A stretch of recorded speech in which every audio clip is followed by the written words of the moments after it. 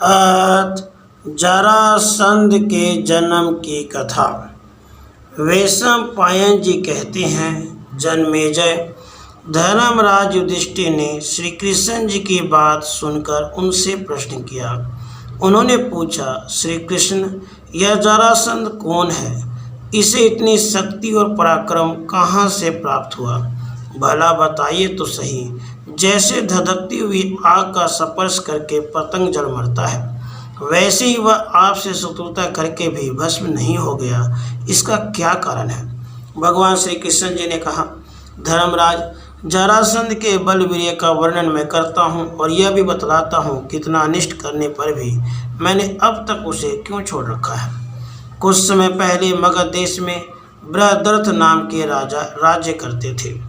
वे 3 अक्षौहिणियों के स्वामी, वीरमानी, रूपवान, धनवान, शक्ति संपन्न एवं यज्ञिक थे।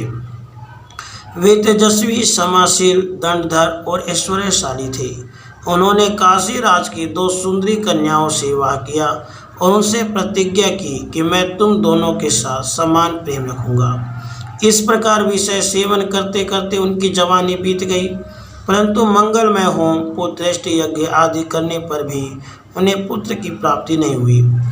एक दिन उन्होंने सुना कि गौतम कक्षीवान के पुत्र महात्मा चंड कौशिक तपस्या से उपराम होकर इधर आए हैं और एक वृक्ष के नीचे ठहरे हुए हैं।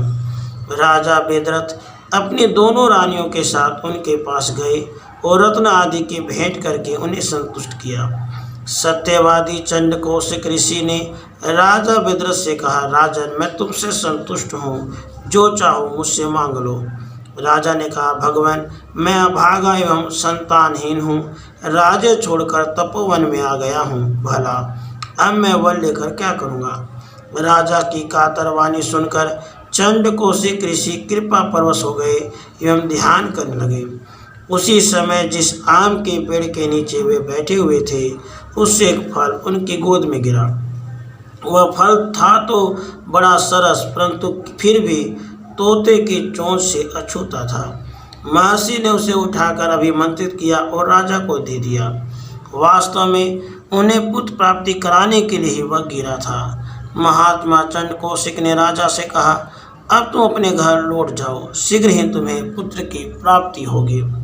प्रणाम के पश्चात बेदरथ ने अपनी राजधानी में आ गए और सुमुहूर्त में वह फल दोनों रानियों को दे दिया। रानियों ने उसके 2 टुकड़े किए और बांटकर एक एक टुकड़ा खा लिया। संयोग की बात, महर्षि